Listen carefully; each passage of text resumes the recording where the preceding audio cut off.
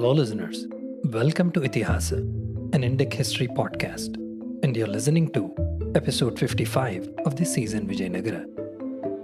It's been almost 8 months since the last episode. I had to hit a production pause to take care of a few important life events that had happened. Before this year ended, I wanted to wrap it up with the fall and death of the legend, Sri Krishna Deva Raya. In the last episode, we ended the Vijayanagara Gajapati mini-series with the decisive and thumping victory of Sri Krishna Deva Raya against his arch-rival Prataparudra, and the eventual peace that was made between them with the help of Salavatimarasu. If you remember, the previous episode had a scene in which Emperor Krishna Deva Raya, at his court in the presence of everyone, had Salavatimarasu sit on a jewel-studded carpet and showered him first with jewels and then with gold. He presented him with 4 ceremonial garments and gave him all sorts of ornaments. The honor and prestige being bestowed upon his loyal minister showed how much the Raya valued and loved Timmarasu. Even more so after the dramatic sleight of hand he had pulled at the last moment to save Krishna Deva Raya from a problematic situation. With this, the curtain effectively falls on the long simmering war between these Hindu powers. And after this, the only other notable military campaign that the great Raya undertook that's worth talking about was the Raichur campaign against the mighty Bijapur. The Battle of Raichur was one hell of a military campaign with lots of twists and turns. It ended in the decisive victory of the Vijayanagara forces against the Bijapuris. All those listeners who have yet to hear about the Raichur campaign of Sri Krishna Deva Raya, please check out the Battle of Raichur mini-series in the season without fail. This etches the dominance and glory of the great Sri Krishna Deva Raya that we still are in awe of. It's a must-listen for those who want to understand the reign of great Raya in detail. From about the end of 1521 to 1524, Krishna Deva Raya appeared to have engaged in no wars of any importance, which required his personal attention. During these 2 years of quiet rule, he undertook his triumphal march through his southern dominions. We spoke about this briefly in one of the last episodes, which is also referred to in detail in the ethno-historical classic Raya Vachakamu and Krishna Raya Vijayamu. By about the same time, he probably also finished his magnum opus, Amukta Malyada. To this day, it is considered by modern poets and literature connoisseurs as one of the finest works to come out of the 16th century South India. While it is very convenient and easy to go on talking about the glory, illustrious reign, and extraordinary administration of Krishna Deva Raya, like we did in the previous episodes, this podcast would only be complete if it also revealed to the listeners how some of the qualities of great Raya eventually led to his downfall of sorts. I briefly discussed this in the last episode of the Battle of Raichur mini-series. The conduct of Raya in the aftermath of the battle is symptomatic of not only his personality traits but also an indication of his failing judgment. The very mention of the downfall of Krishna Deva Raya might sound blasphemous for the romanticists of history and die-hard fans of him. Nevertheless, this fall was the logical conclusion of a meteoric rise.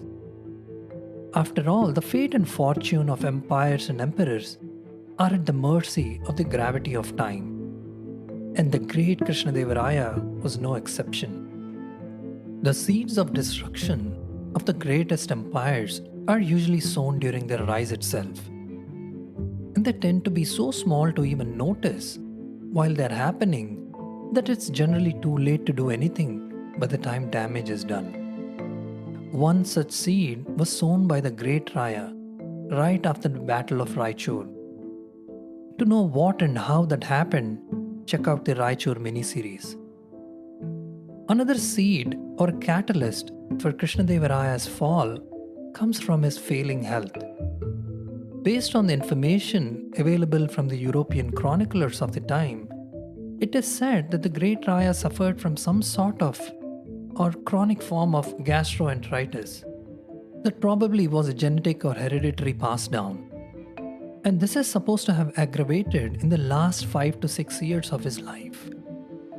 This nagging health issue naturally concerned him a lot, and he grew anxious about the future of the empire in case of a disputed succession, which has been part and parcel of Vijayanagara succession patterns. Of his 12 queens, at least a few are known by name. Nagala, his early sweetheart, is one. Tukka or Jaganmohini of Gajapati, who was deserted after marriage and died neglected at Kumban in Kurnool district, was his second. And Tirumala Devi was the third. And Chinna Devi was the fourth. Through one of them, he had a son named Tirumala. Tirumala was then only 6 years of age. According to Fernão Nunes, after his return from his expeditions against Gulbarga in 1524 AD, Krishna Deva Raya nominated his infant son as his successor and added that he abdicated his throne in his favor and paid respects to him as his first and foremost subject. From certain inscriptions, it is possible to infer confidently that the son referred to was Tirumala Deva Maharaya, and the installation of him on the throne should have taken place about 1524 AD. He should have been installed formally as Yuvaraja and even co-ruler, and probably even became the successor to his father. This was clearly Krishna Deva Raya preempting the succession crisis that would arise without fail after his death, which seemed imminent to him at that time. It is essential to understand that Krishna Deva Raya's stepbrother, Achyuta Deva Raya, who was a son of Veera Narasimha II, was still alive and under house arrest at that time. And Krishna Deva Raya's son-in-law, Aliya Rama Raya, was another power center as a counterbalance to the Achyuta faction. I spoke about this dynamic in depth in the previous episodes too. Some historical sources mention how the great Raya was almost on a deathbed, and in one of the instances, hastened his decision to abdicate and crown his young son. Raya seems to have recovered from the illness that took his life later. Traditional accounts speak in more detail as Krishna Deva Raya abdicated the throne in favor of his son, himself taking up the position of Prime Minister, reducing Salava Timmarasu to the role of an ordinary councillor. The coronation of the 6-year-old boy king was celebrated for 8 months, like a festival. And just as the coronation festival came to a close, the boy king had fallen ill and died. Raya is said to have suspected Timma Danayaka, son of Salava Timmarasu, to have eventually administered poison to the boy king, causing illness and death. There is a high probability that Krishna Deva Raya impulsively jumped to all sorts of conclusion in his fit of anger, which he was notorious for. There are no records of any proper investigation or a trial being conducted to indict the Salava Timmarasu family. Whatever might be the case, we can only speculate about the nature of the investigation that was done. Based on the records, the Raya was evidently enraged and threw Salava Timmarasu and his 2 sons into prison after formally addressing them in an open assembly of his nobles. Fernão Nunes writes in his chronicles about this event too. He says, the Raya called for aid from many Portuguese who were then in the country with horses. This is indeed profound, as this reflects both sincere respect and fear for Salava Timmarasu's power, influence and talents. The fact that the sitting emperor of Krishna Deva Raya's caliber had to worry about the possibility of consequences is in itself amazing. The one he might have to endure after the arrest of Timmarasu in itself is pretty significant. and says volumes about not just the deep-seated insecurity of Krishna Deva Raya, the suspicion he held Timmarasu under, but also the intense dynamics of the Vijayanagara polity. It is worth spending some time on this deep-seated insecurity of Krishna Deva Raya that led to the condemnation of his most loyal Prime Minister and his family. For all those listeners following the entire saga of rise of Krishna Deva Raya, it is straightforward to comprehend the why of this insecurity. Krishna Deva Raya knew how he came to sit on the throne when he should have been blinded instead. Salava Timmarasu's clever politic and generosity towards a talent and individual he had spotted in the young Raya led him to ignore Veera Narasimha II's order to neutralize and probably even assassinate Krishna Deva Raya in favor of his young son. Suppose one puts aside for a moment the fact that it was Timmarasu's real politic for the benefit of the empire. Timmarasu's generosity towards the young Krishna Deva Raya cannot be downplayed. Credit should be given where it's due. Either way, it was this real politic and deft maneuvering of Timmarasu to disobey the orders of the sitting emperor Veera Narasimha II and putting the unintended stepbrother on the throne that came back to haunt Krishna Deva Raya and also Timmarasu himself. His insecurity was that history might repeat itself after his death. He was obviously afraid that Timmarasu might play the same move with his 6-year-old son, which would see his son being dethroned in favor of his stepbrother Achyuta Deva Raya. There is no evidence yet to show that Timmarasu harbored any such intentions against his emperor, whom he so dearly loved and was loyal towards. Then again, Krishna Deva Raya's notorious anger, irrational fears, and love for his son drove him and his sanity to its limits. This ultimately led to this incredible inflection point in Krishna Deva Raya's otherwise glorious era, which is usually considered one of the major epochs of the entire Indian history. Did the great Salava Timmarasu deserve the fate meted out to him? Was he really involved in the treasonous act? Should Krishna Deva Raya have made more inquiries before he decided to carry out such harsh punishment?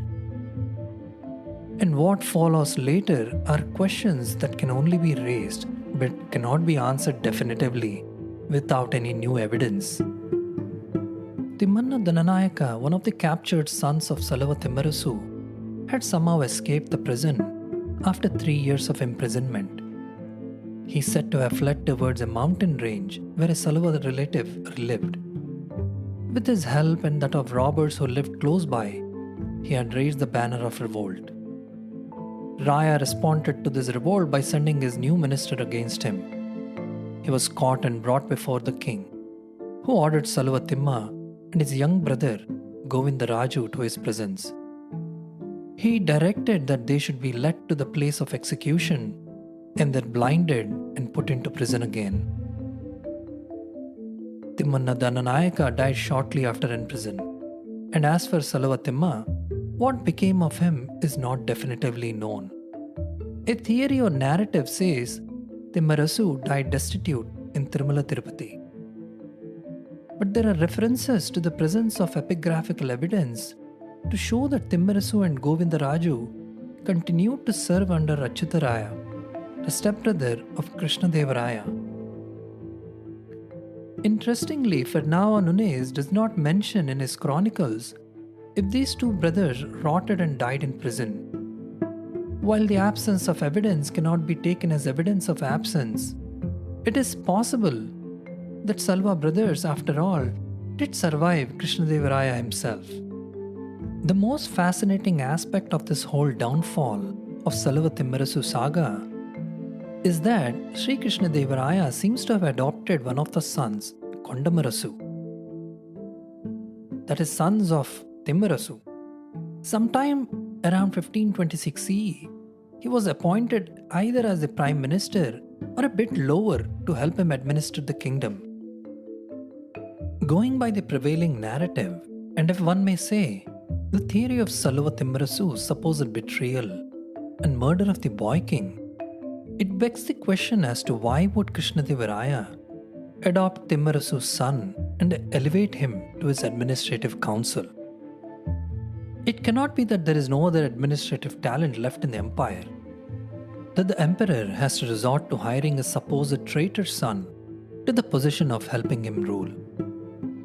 Despite the rich and profound legacy of the Saluva Timmarasu family in helping successive Vijayanagara emperors rule, it is pretty challenging to believe that someone as proud and haughty as Krishna Deva Raya would appoint Timmarasu's son after the downfall. Unless there is a solid reason for this, let's dig deeper and piece together what might have happened based on the fractured evidence and descriptions. So far, the whole story about the betrayal by Saluva Timmarasu was based on Fernão Nunes's chronicles and the famous 19th century historian Robert Sell's book A Forgotten Empire, which is often taken as a primary source of truth for this whole event and things connected to it. One thing to keep in mind though is that contemporary chroniclers are known to have made genuine mistakes with not just identities, but misinterpreting events that transpired due to cultural differences and also due to them basing their reports on hearsay or some other secondary sources. It was only sometimes eyewitness accounts that these chroniclers were based upon.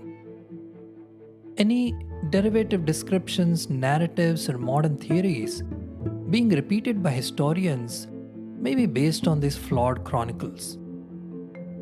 One good starting point for our journey to get to the truth as close as possible can be the Tirumala Tirupati Devasthanam's epigraphical records. These inscriptions were all engraved into the temple stone walls as the events were recorded. Think of these walls as a journal maintained by the temple for anyone or anything connected to the temple. Many interesting inscriptional records from the Tirumala Tirupati epigraphical collections are dated from 1522 to 1525, 1535 to 1536, and 1541 CE, which point to a different story. The inscriptions are quoted to demonstrate that these two brothers bestowed various gifts on temples during the time of Achyutaraya. It is believed, therefore, that Saluva Timmarasu and his brother Govindaraya survived to the end of 1535 and 1541 CE. If all of this evidence from inscriptions is to be believed, then that would mean the standard story about Saluva Timmarasu's betrayal and murder of Boy King is pretty much flawed. Or there are more significant missing pieces of the puzzle. Based on all these disparate pieces of information, I think this is what could have happened. Saluva Timmarasu and his sons were initially framed falsely by enemies of Krishna Deva Raya and Saluva Timmarasu to drive a wedge between the emperor and his loyal Pradhani. Who would have the motive and means to do such a thing, and why? There are a handful of characters with strong motives to do this. Orissa Gajapati is the prime suspect, followed by Krishna Deva Raya's stepbrother Achyuta Deva Raya, the Bijapur Sultan, and finally the Raya's son-in-law Aliya Ramaraya. Aliya Ramaraya, the then son-in-law of Krishna Deva Raya and Achyuta Deva Raya, may have had a triangular power struggle with Saluva Timmarasu. Again, this is my own theory. And either one of them would have liked to see Saluva Timmarasu go down. But neither of them would have taken the drastic step of such a traitorous act of murdering Krishna Deva Raya's son. Because both Ramaraya and Achyutaraya were so close to the power centers that relied on the patronage and glory of the great emperor, it would have been foolish for either of them to attempt such a thing. That leaves the Bijapuri Sultan and the Orissa Gajapati Prataparudra as suspects. While the Bijapur Sultan would have loved to see both Krishna Deva Raya and Saluva Timmarasu go down, Instead, the Sultan was incentivized to not rock the already rocky boat of strained diplomatic relationships with Krishna Deva Raya, especially in the aftermath of the Battle of Raichur. Bijapur wasn't in a state or a position to risk an all-out war with Vijayanagara so soon. This leaves Orissa Gajapati as the last remaining suspect. In fact, there are some references to a Gajapati plot and a deep conspiracy to frame Salava Timmarasu after secretly assassinating the boy king through poisoning. The core motive is the deep hatred of Krishna Deva Raya by the Orissa Gajapatis, who considered the former a low-born individual born to a queen's maid with no royal lineage. And the fact that the Gajapatis were decisively defeated, literally humiliated in the Gajapati-Vijayanagara war, and forced to marry the Gajapati's daughter Jaganmohini to Krishna Deva Raya was something that the Prataparudra couldn't digest. Since all of this happened under the guidance of Salava Timmarasu's guile and realpolitik, there was a strong motive for the Gajapati to take out Salava Timmarasu in every way and weaken the Raya. Few sources and narratives, and there are some movies, a Telugu movie actually in which N.T. Ramarao had acted too. They talk about a Gajapati plot in framing Salava Timmarasu to weaken Krishna Deva Raya, as Timmarasu was instrumental in not just the rise of the Raya, but also the undefeated string of victories all through his reign. The Gajapatis would have every motive and means to sow suspicion in the mind of a paranoid Krishna Deva Raya, who desperately wanted a smooth succession. The only way we can reconcile these conflicting narratives and evidence is that Krishna Deva Raya initially got fooled and fell for the Gajapati plot in falsely framing Timmarasu for the murder of the boy king. And then one or more members of Salava Timmarasu's family rebelled against Krishna Deva Raya and were put down with force.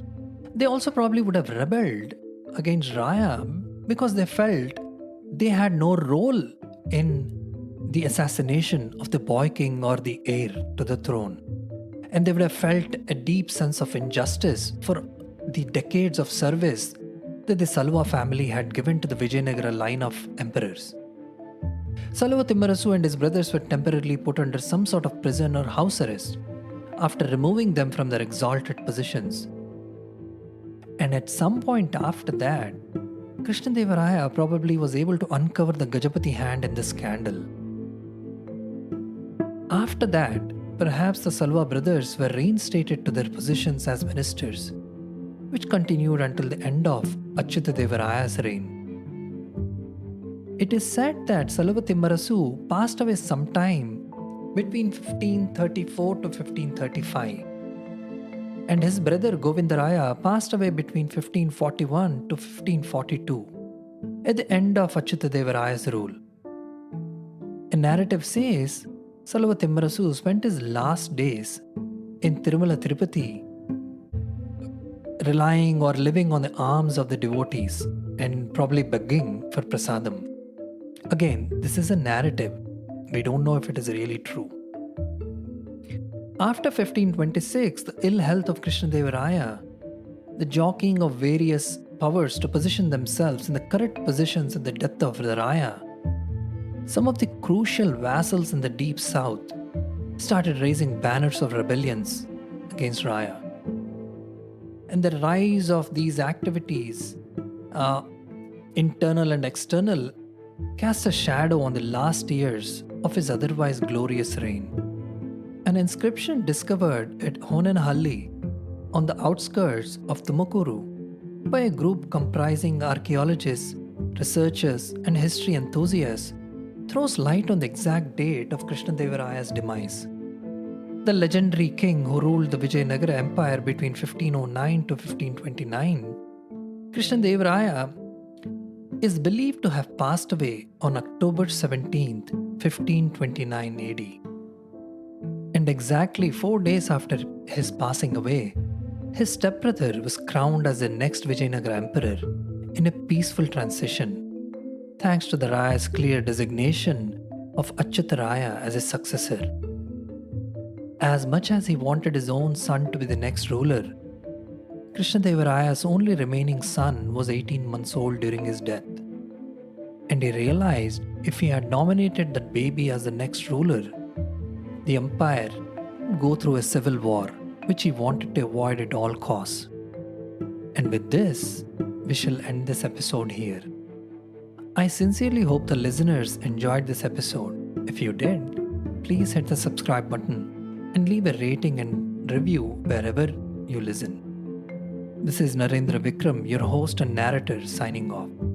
A huge thank you for taking the time to listen to the show. I hope to see you soon in the next episode. Hope you have a great week ahead.